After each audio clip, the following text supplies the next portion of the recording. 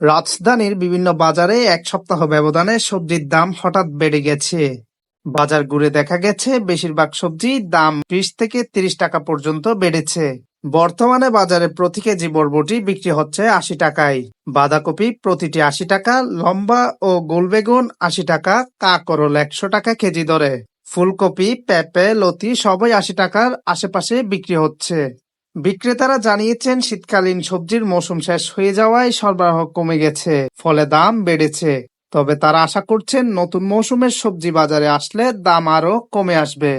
করলা, ঝিঙ্গা, গাজর, কাঁচামরিচ, ঢেঁড়স, পটল সবকিছুর দাম প্রতি কেজি 60 টাকা। শসা বিক্রি হচ্ছে 50 টাকায়, লেবুর হালি 30 টাকা। শাকসবজির মধ্যে লাল শাক 15, পালং শাক ও কলমি শাক 10 থেকে 15 টাকা এবং পুঁই শাক 20 টাকা আটি দরে বিক্রি হচ্ছে।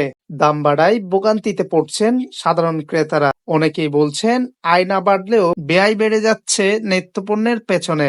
সবজির দাম স্বাভাবিক রাখতে বাজার তদারকি এবং পর্যাপ্ত সরবরাহ নিশ্চিত করার দাবি জানিয়েছেন ক্রেতারা। মাহি সাজিদ, খবর 24।